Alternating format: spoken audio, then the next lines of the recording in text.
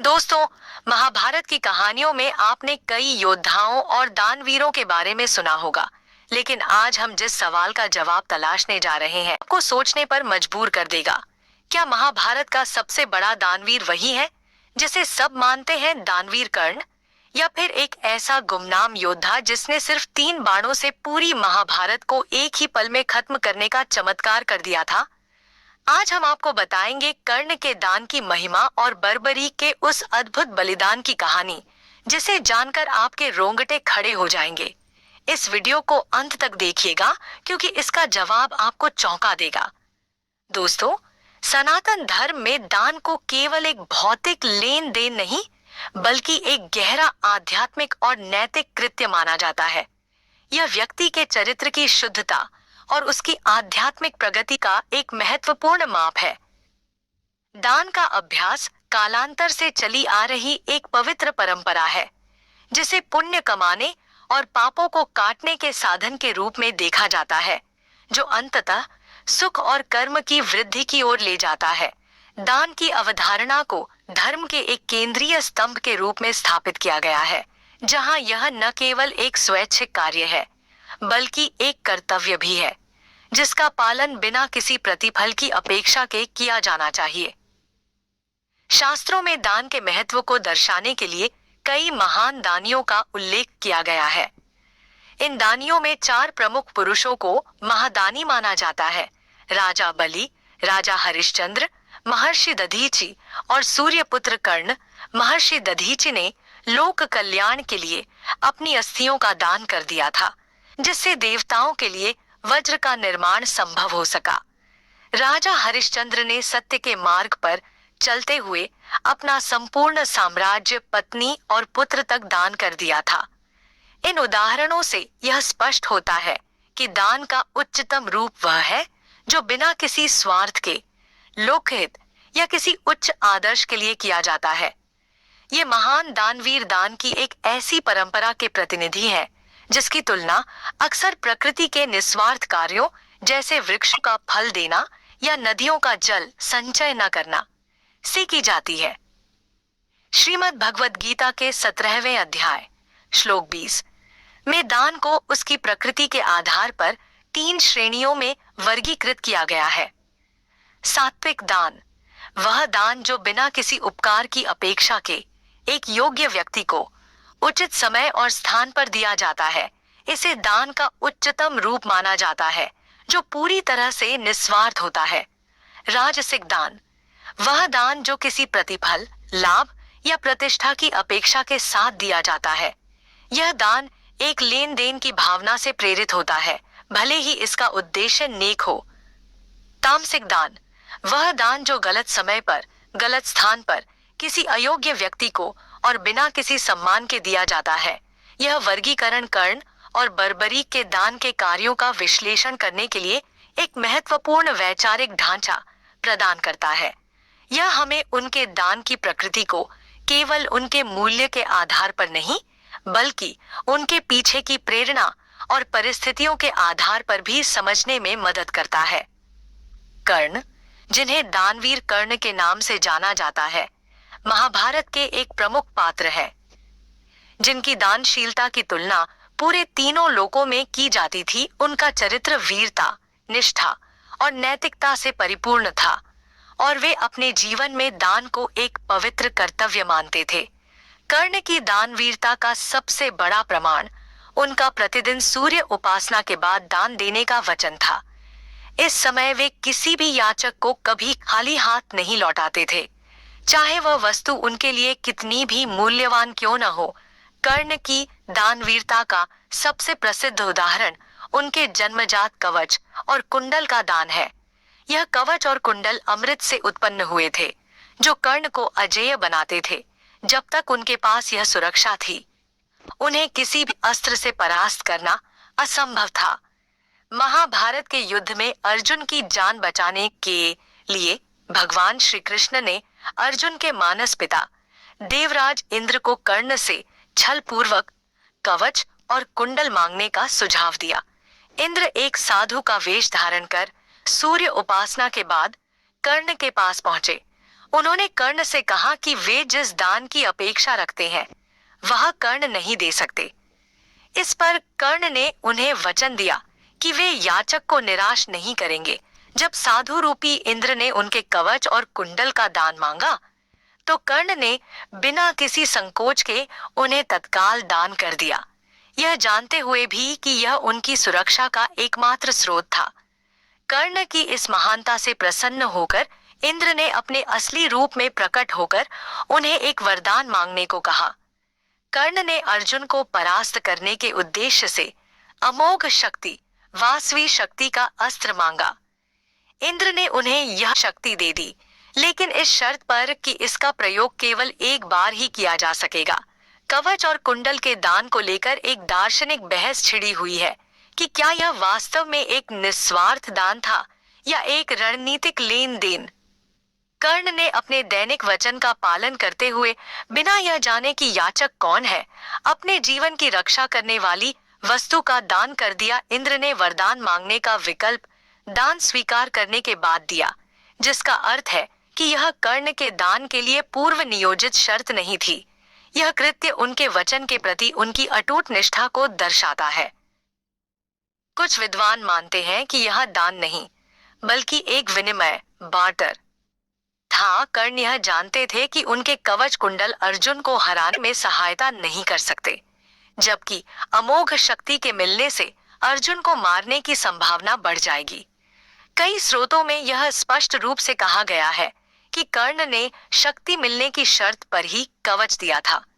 इस दृष्टिकोण के अनुसार यह कार्य पूरी तरह से निस्वार्थ नहीं था, क्योंकि इसमें एक प्रतिफल की अपेक्षा थी। जैसा कि कुछ आलोचकों का मानना है, जो दान देने से पहले कुछ ऐसा मांग ले जो दान दी हुई वस्तु से अधिक उपयोगी हो, तो मेरी नजर में तो यह दान नहीं हुआ।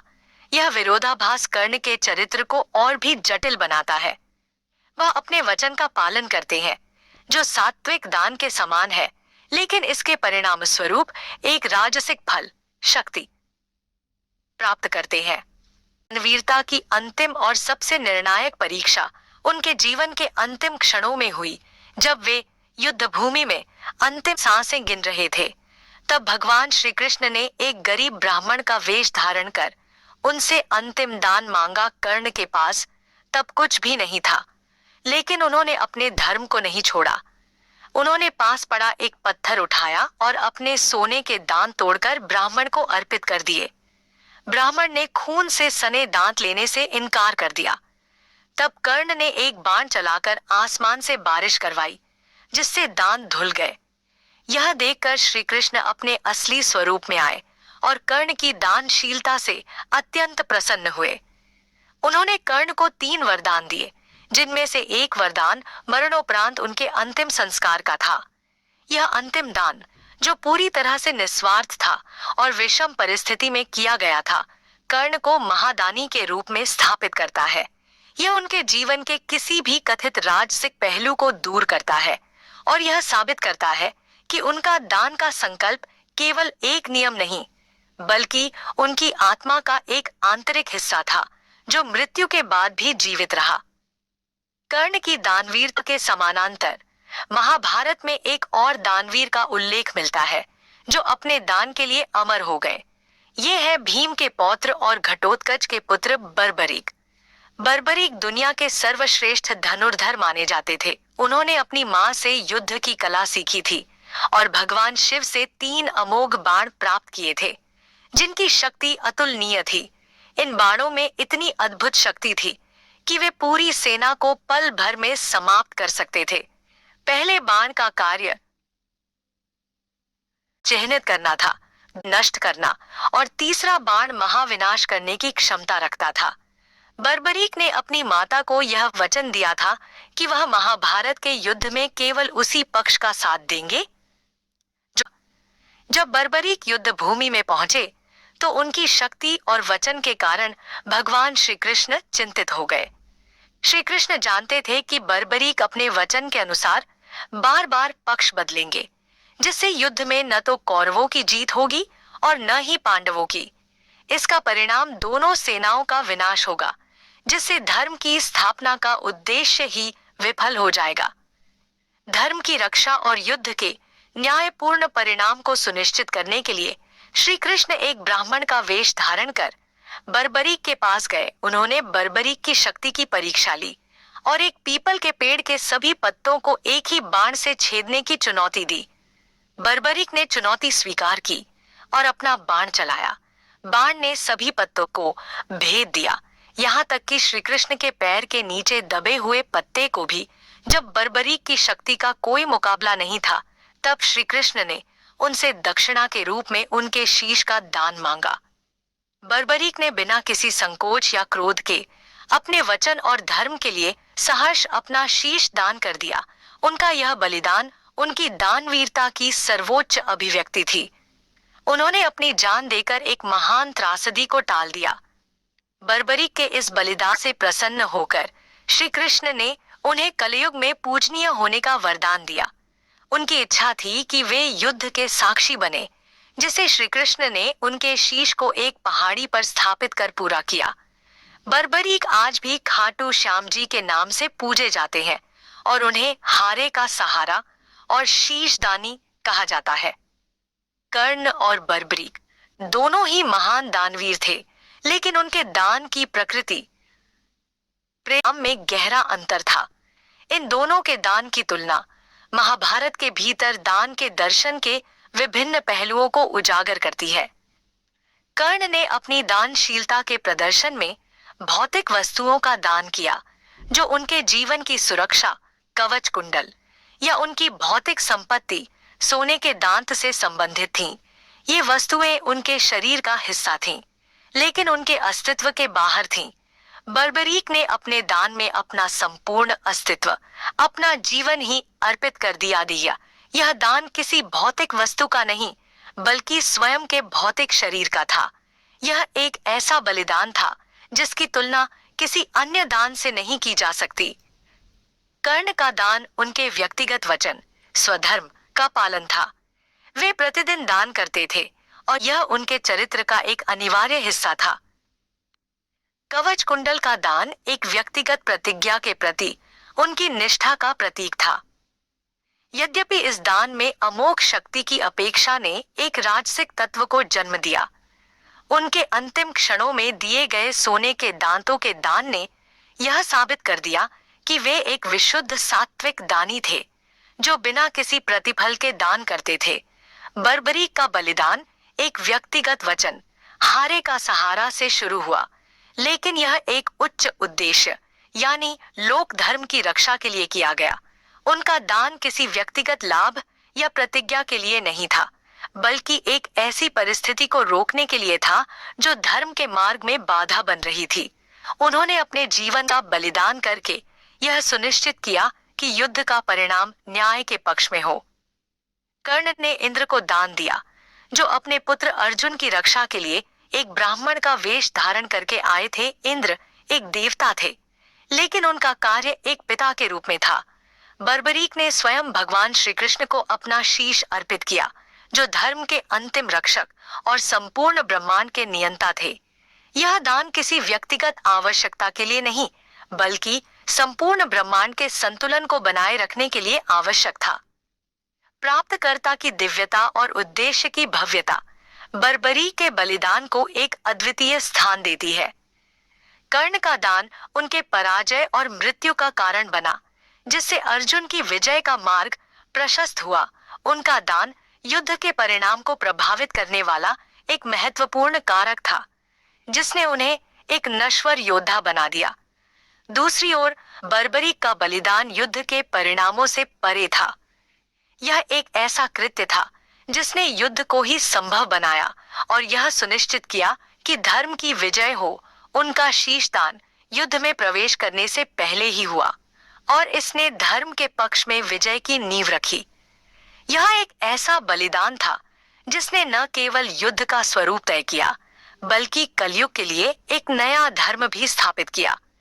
कर्ण और बर्बरीक दोनों ही महाभारत के अमर पात्र हैं, जो अपनी दानवीरता के लिए जाने जाते हैं। उनकी कहानियां दान, कर्तव्य और बलिदान के गहन नैतिक और आध्यात्मिक पाठ प्रदान करती हैं। कर्ण की विरासत अटूट मित्रता, निष्ठा और दानशीलता के प्रतीक के रूप में बनी हुई है। उनकी कहानी मानवीय धर्म और प्रतिस्पर्धा से भरे संसार में उदारता का एक मॉडल है। उनके कवच कुंडल के दान से जुड़ी बहसें उनके चरित्र को मानवीय बनाती है और उनके अंतिम दान के महत्व को बढ़ाती है, जो अंततः उनके निस्वार्थ स्वरूप को सिद्ध करता है। कर्ण की कहानी हमें सिखाती है कि व्यक्ति का धर्म कितना भी जटिल क्यों न हो, एक निस्वार्थ हृदय उसे सर्वोच्च नैतिक और आध्यात्मिक ऊंचाइयों तक ले जा सकता है। बर्बरीक की कहानी इस विचार का एक प्रमाण है कि सच्ची शक्ति सामर्थ्य में नहीं, बल्कि उसे एक नेक कारण के लिए बलिदान करने की इच्छा में निहित है। उनका बलिदान शीशदानी के रूप में उनकी पहचान को परिभाषित करता है और यह दर्शाता है कि सबसे बड़ा दान अपने जीवन का बलिदान करना है।